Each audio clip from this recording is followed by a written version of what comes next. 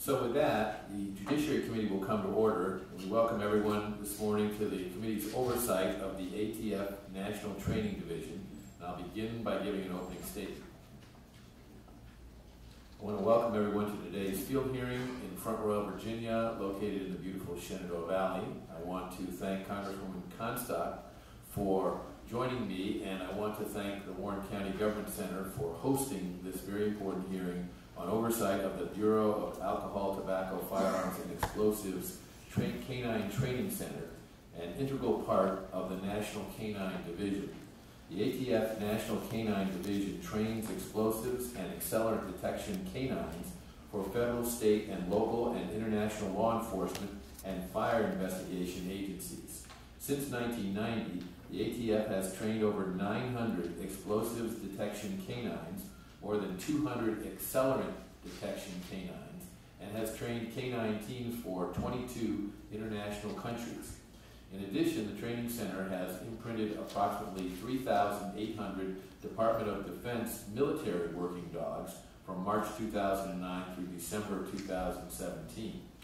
Since 2012, the ATF Canine Center has been located in the 6th District of Virginia, which I have been proud to represent for the past 26 years, although not all of those 26 years here in Warren County in Front Royal.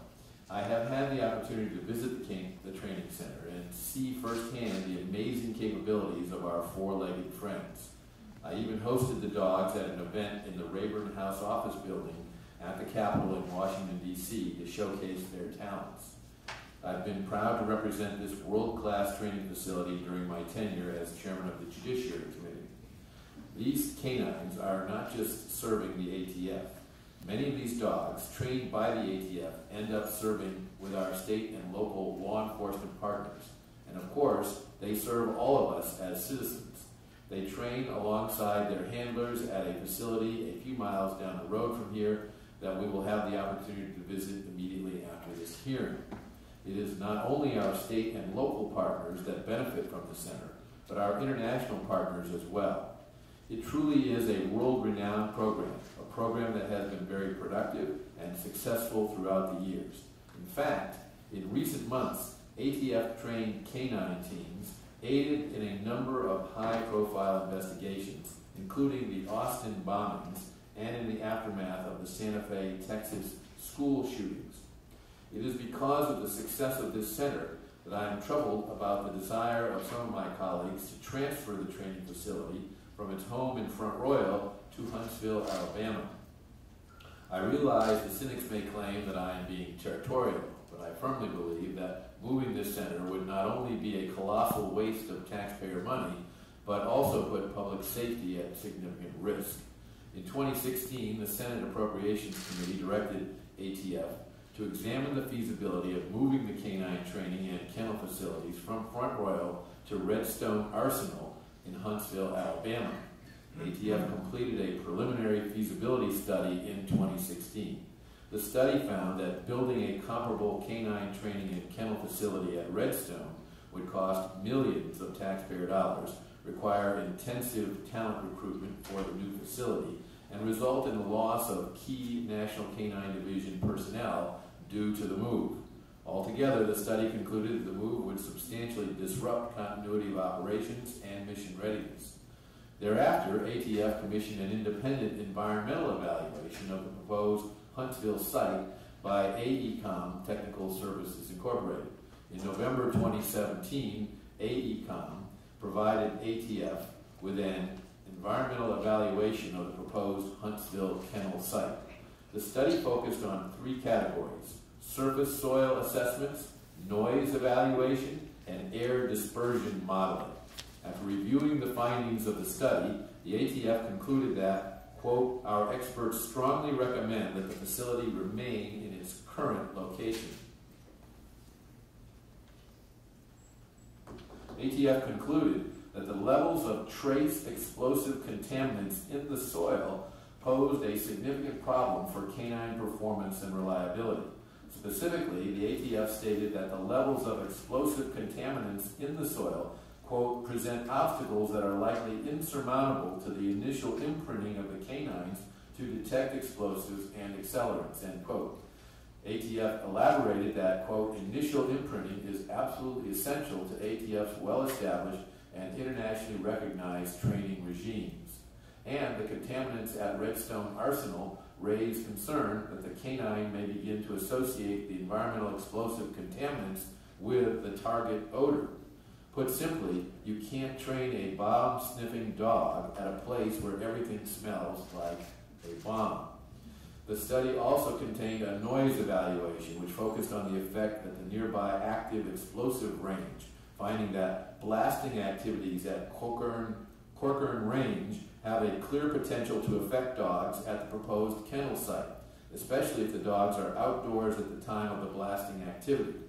Pointing out that ATF canines are outdoors for approximately 6 hours of their 8-hour shift, ATF concluded that keeping the canines indoors during blasting is impractical, and therefore the blasting activities could further affect canine training. Altogether, after reviewing the study, costs, and other considerations, the ATF concluded moving the NCD from Front Royal, Virginia to Huntsville, Alabama would significantly diminish and perhaps irreparably damage the canine program and its mission to protect the public and fight violent crime. At this time, I'd like to ask unanimous consent to place the report by the ATF on the proposed move into the record, and without objection it will be made a part of the record. Irreparable damage is a cost too high to pay when it comes to the vital public safety duties these canines perform. This facility must remain right here in Front Royal. The proposed move could completely wreck ATF's ability to produce reliable, explosive detecting dogs. Thank you, Deputy Director Brandon, for joining us today to discuss this vital issue, and I look forward to your testimony.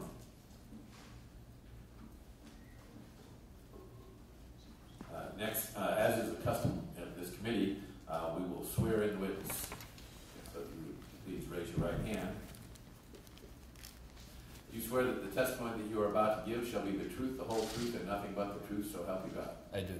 And you let the record note that the witness answered in the affirmative. Deputy Director Brandon has served as Deputy Director since April 1, 2015. In this capacity, he oversees the Bureau and its important jurisdiction enforcing firearms and explosive laws and regulations that protect communities from violent criminals and criminal organizations. Director Brandon began his ATF career in 1989 as a special agent in Detroit. Since then, he has served in numerous leadership positions across the United States and abroad. His distinguished career in public service not only includes his tenure with the ATF, but also with the United States Marine Corps. Thank you for your service. Your written statement will be entered into the record in its entirety, and we ask that you summarize your testimony in 5 minutes. Welcome, Director. Thank you, Mr. Chairman. And Chairman Goodlad and Congresswoman Comstock, thank you for the opportunity to appear before you regarding ATF's National Canine Division here in Front Royal, Virginia. As mentioned, ATF has been training dogs here for federal, state, local, and international law enforcement and fire investigation agencies since 1995. The center is located on 250 acres of pristine land on the edge of the Blue Ridge Mountains near Front Royal in the northern Shenandoah Valley. We share the Front Royal campus with our partners from the U.S. Customs and Border Protection, which has allowed us to realize efficiencies by combining our resources and expertise. We frequently make reference to the environment here as pristine, and undoubtedly is a beautiful location. But there's also no coincidence that our facility is located in such a clean place. This is because in order to imprint our dogs to detect minute amounts of ignitable liquids and explosive materials, it is necessary to train dogs in an environment that is entirely free of accelerant and explosive residue. From start to finish, the trainers, handlers, and staff are meticulous in their handling of these materials in order to maintain full control of the imprinting process. ATF forensic chemists and canine experts employ a strict regimen to ensure canines are trained to detect target odor only, and not secondary scents in the soil or otherwise. Contamination of any type has a significant impact on the training, confidence, and reliability of the canine. Trace contaminants found in the soil become problematic during training when the canines begin to associate the environmental explosives constituents with the target odor. If the environmental odor and target odor become one, the canine will no longer detect the target odor when transferred to another environment, and the canine becomes unreliable. I cannot overemphasize how important it is to prevent cross-contamination when imprinting and training our canines. ATF has trained approximately 1,200 canines for 102 U.S. law enforcement agencies and 22 international partners at the Front Royal campus.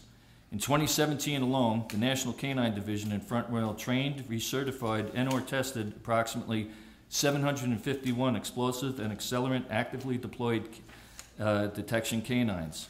In addition, ATF's Front Royal campus is one of the few facilities with the capacity and expertise to train U.S. military working dogs to combat the escalating threat of homemade explosives and provide explosive devices.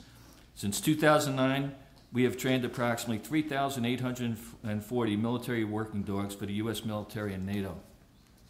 Bombing incidents such as the tragic events in Austin are an excellent example of why the trace odor detection capabilities of the canines are critical to law enforcement operations. By their nature, bombing scenes are covered with debris. Some of the debris is critical evidence, and some is just the result of the blast. To a human eye, it all appears the same, but not to an ATF canine. The ATF canines deployed in Austin were able to rapidly differentiate between the two, ensuring the collection of only those items of evidentiary value and allowing forensic lab examiners to focus on critical evidence examination and not waste valuable investigative time on extraneous debris. Mr. Chairman and Congresswoman Comstock, we are very proud of our facility here in Front Royal, and is without exaggeration that I can say is one of the best canine facilities in the world. ATF canine teams provide a critical resource both in preventing and countering explosives and arson incidents and investigating in such incidents when they occur. Their capabilities are unmatched, and I welcome your questions about our canine program and the Front Royal campus. Thank you.